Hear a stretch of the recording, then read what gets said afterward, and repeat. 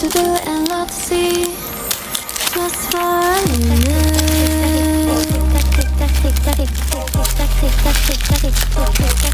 Just for a minute.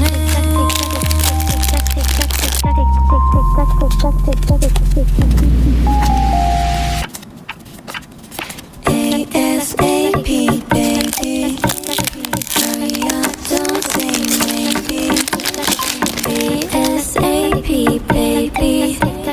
Hurry up, don't say maybe.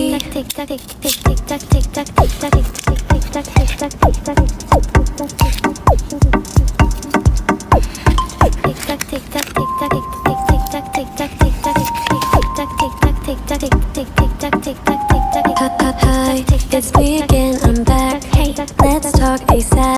Ta biết nhau từ lâu rồi, ta hiểu từng thói quen của nhau.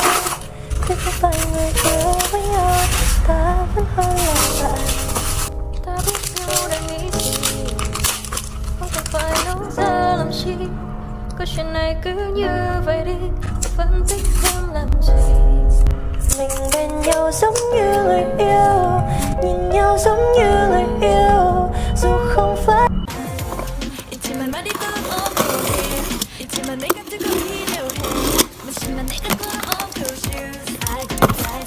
What the hell? What the hell?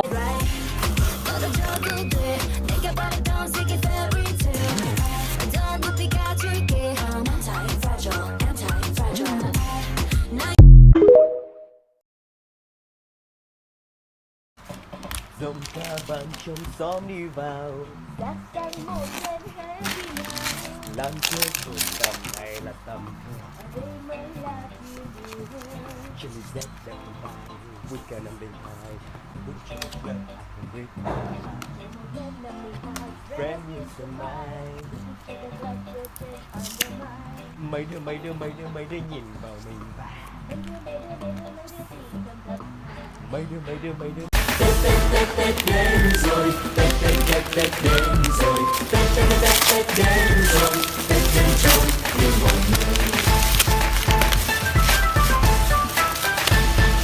Mừng ngày Tết trên khắp quê tôi, ngàn hoa thơm khoe sắc xinh tươi, đàn em thơ khoe áo mới, đầy tung tăng vui pháo hoa.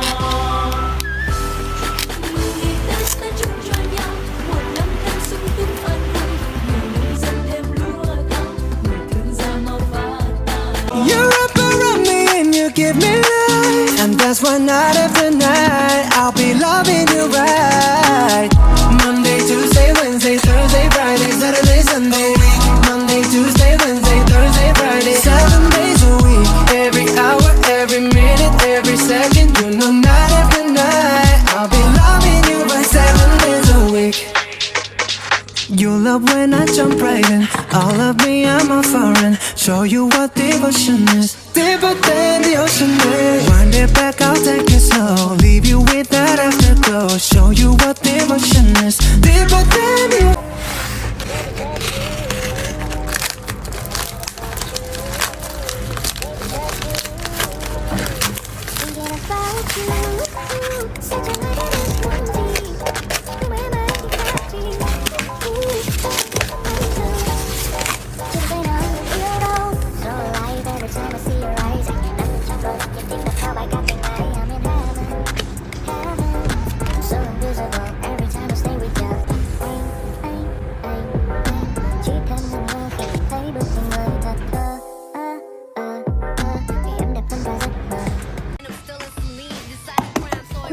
Clip của tôi cũng này.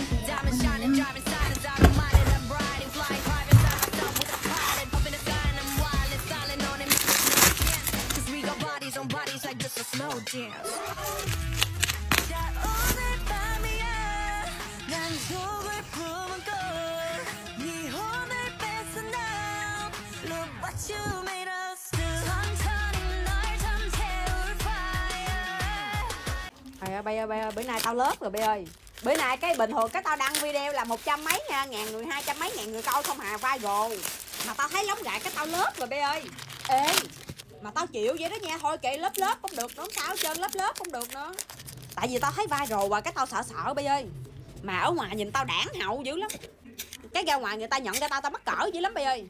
Tao đi đâu cái tao che lại hết. Ở ngoài tao không có tha son phấn đồ hết gì.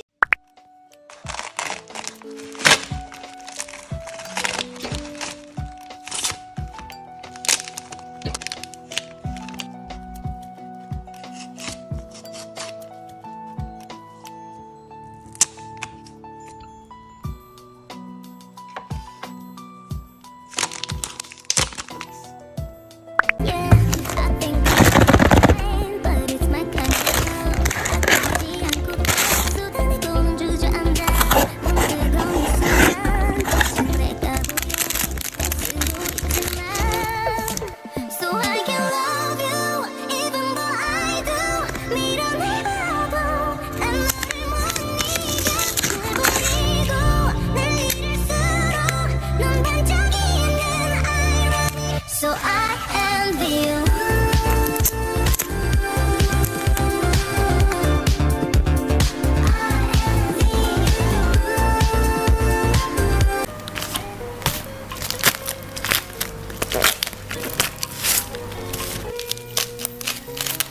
Anh đi lạc trong sóng gió cuộc đời, nào biết đâu sớm mai bình yên có tới.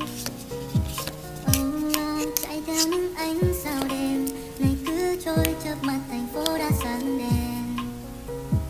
Ta cứ lặng lẽ chạy thật mau, yêu thương chẳng nói kịp thành câu, biết đâu liệu mai còn thấy nhau. Không có gì phải buồn, mất thằng này thì mình có thằng khác thôi. Cuộc đời mình còn dài, đường mình đi sẽ gặp một thằng, một đoạn đường mình sẽ gặp một thằng và sẽ gặp một người tốt hơn người đó, đúng không? Ngày này người đành bỏ em canh vắng bờ mơ sầu đau, người đành bỏ em quên phút ta yêu lần đầu trắng nước bạc màu, người đành bỏ người như sương khói sâu chuyến sau.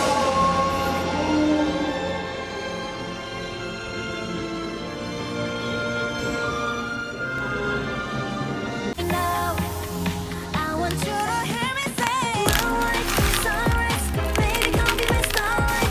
Run like sunrise, baby, just to make you stay. Sunrise, baby, let's do it all night. Run like sunrise, I guarantee I gotcha. 'Cause out on the table, what you say?